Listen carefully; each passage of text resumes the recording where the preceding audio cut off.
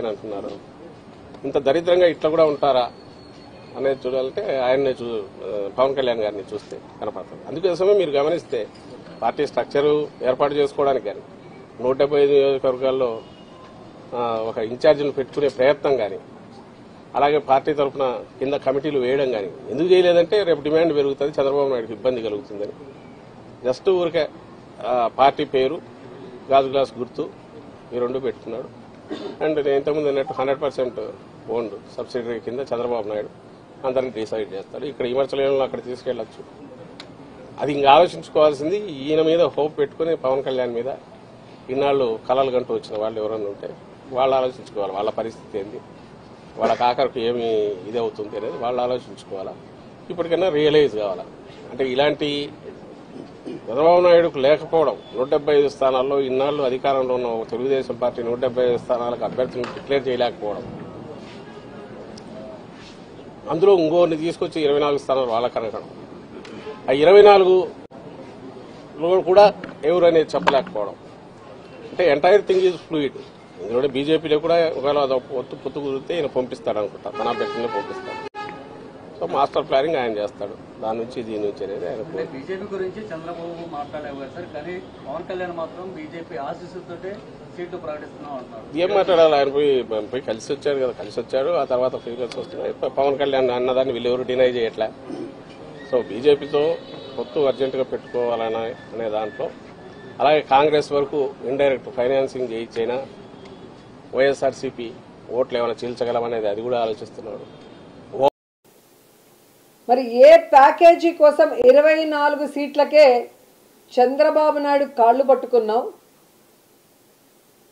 ఈరోజు చంద్రబాబు నాయుడు ఇచ్చిన ముష్టి 24 సీట్లకే ఎందుకు తల వంచావు పవన్ కళ్యాణ్ అని జనసేన కార్యకర్తలు నాయకులకి సమాధానం చెప్పాలి. నిజంగా ఎంత బాధాకరం అంటే, చెప్పుకోవడానికేమో గొప్పగా 40 years ఇండస్ట్రీ, నాకు విజన్ ఉంది, విస్తరాకుల కట్టుంది, నేను కేంద్రంలో చక్రం తిప్పానని చెప్పుకునే చంద్రబాబు నాయుడు ఒక సైడు, సినిమాల్లో పవర్ స్టార్ అని చెప్పుకుంటూ బయట పవర్ లైన్ స్టార్గా తిరుగుతూ మళ్ళీ బింకాలు పలికే పవన్ కళ్యాణ్ ఒకవైపు. వీళ్ళిద్దరికీ బాగా అర్థమైపోయింది, మనకి బలం లేదు, జగన్మోహన్ రెడ్డి గారిని మనం ఓడించే పరిస్థితి లేదు, కాబట్టి మనం ఎలాగైనా పొత్తు పెట్టుకొని జగనన్నని దించాలి అన్న ఆలోచనతోనే ఈ పొత్తుల కార్యక్రమానికి స్టార్ట్ చేశారు.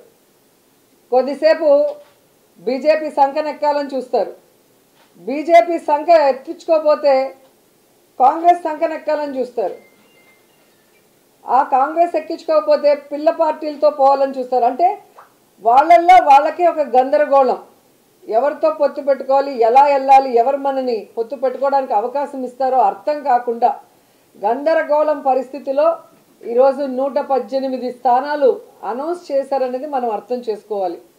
కానీ ఆ 118 స్థానాల్లో 24 స్థానాలు జనసేనకి ఇచ్చారు, మిగతా స్థానాలు తెలుగుదేశం పార్టీకి ఇస్తే అందులో చంద్రబాబు నాయుడు స్థానం కుప్పం అని ఆయన అనౌన్స్ చేసుకున్నాడు, బాలకృష్ణ స్థానం హిందూపురం అని అనౌన్స్ చేశారు, అలాగే లోకేష్ మంగళగిరి స్థానం అని అనౌన్స్ చేసుకున్నారు. కానీ పవన్ కళ్యాణ్ ఎక్కడ నించోలో ఏ స్థానమో కూడా ఇంకా చంద్రబాబు నాయుడు డిసైడ్ చేసేంత వరకు అనౌన్స్ చేసుకోలేని దౌర్భాగ్య పరిస్థితిలో ఉన్నారు. అంటే అర్థం ఏంటి? ఒక చోట ఓడిపోయిన వాడికి మొదటి ఇచ్చారు, 2 చోట్ల ఓడిపోయిన వాడికి తర్వాత ఇస్తాంలే సెకండ్ జాబితాలో అని ఒక కేర్లెస్నెస్ ఏమో పవన్ కళ్యాణ్ చంద్రబాబు నాయుడిని అడిగి తెలుసుకోవాలని కూడా ఈ సందర్భంగా తెలియజేసుకుంటున్నా. అండ్ మాయ మాటలు చెప్పినా, ఎన్ని పొత్తులు పెట్టుకున్నా పొద్దున్న మీ ప్రెస్ మీట్లోనే మీ కన్ఫ్యూజన్ ఏంటో అర్థమైపోయింది. చివరికి పవన్ కళ్యాణ్ గారు ఎక్కడ నిలబడతాడో కూడా ప్రకటించుకోలేని అధ్వాన్నమైన పరిస్థితుల్లో జనసేన రాజకీయ పక్షం ఉంది. జనసేనకి 24 సీట్లు ఇస్తే ఎన్నే ప్రకటించింది? 5 సీట్లు ప్రకటించారు, మిగతా 12 ప్రకటించుకోలేని పరిస్థితి. There so much of confusion. వాళ్ళకు ఒక పద్ధతి లేదు, ఒక వ్యవహారం లేదు. ఏదో స్వామి చెప్పింటూ విధానం చెడ్డ, ఫలితం ఉండాలట. పవన్ కళ్యాణ్ గారు జనసేనతో పవన్ కళ్యాణ్ గారు భారతీయ జనతా పార్టీతో పొత్తులో ఉన్నాను అని ఆయన చెబుతున్నాడు. భారతీయ జనతా పార్టీ కూడా మాకు పవన్ కళ్యాణ్ పొత్తులో ఉన్నాడని చెబుతున్నారు. ఆ పొత్తులో ఉన్న ఆయన వచ్చి వీళ్ళ పక్కన కూర్చుని మరి సీట్లు పంపకం చేసుకున్నాడు. ఇదేం పొత్తు, ఇదేం వ్యవహారము, ఇదేమి మోసము, ఇదేమి అన్యాయము, ఇదేనా విధానం చెడ్డాడు, ఫలితం లేదు. కేవలం 24 సీట్లకు కక్కుర్తి పడి ఇవాళ చంద్రబాబు నాయుడు గారి పల్లకి మోసే దశకు పవన్ కళ్యాణ్ గారు వెళ్ళాడు. కానీ నేను మనవి చేస్తున్నా, పవన్ కళ్యాణ్ గారి సామాజిక వర్గం కానీ పవన్ కళ్యాణ్ గారి అభిమానులు కానీ ఈ ప్యాకేజ్ రాజకీయాల్లో బలి కాకండి. ఆయన పల్లకి మోయడానికి పవన్ కళ్యాణ్ గారు వెళ్ళినా మీరు వెళ్ళకండి. వెళ్ళారంటే ఇంతే సంగతులు ఈ రాష్ట్రాన్ని సర్వనాశనం చేస్తారనే విషయాన్ని మీరు గమనించాలని ఈ సందర్భంగా నేను మనవి చేస్తూ, రాబోయే ఎన్నికల్లో జగన్మోహన్ రెడ్డి గారి నాయకత్వంలో ఉన్నటువంటి రాజకీయ పక్షం వైఎస్ఆర్ కాంగ్రెస్ పార్టీ ఎందరు కలిసి వచ్చినా, ఎన్ని కట్టగట్టుకొచ్చినా, ఎన్ని గుంపులుగా వచ్చినా వైఎస్ఆర్ కాంగ్రెస్ పార్టీ 175 సీట్లు టార్గెట్గా పెట్టుకొని వెళుతున్నాం. విజయం మళ్ళా వైఎస్ఆర్ కాంగ్రెస్ పార్టీ పొందబోతుంది.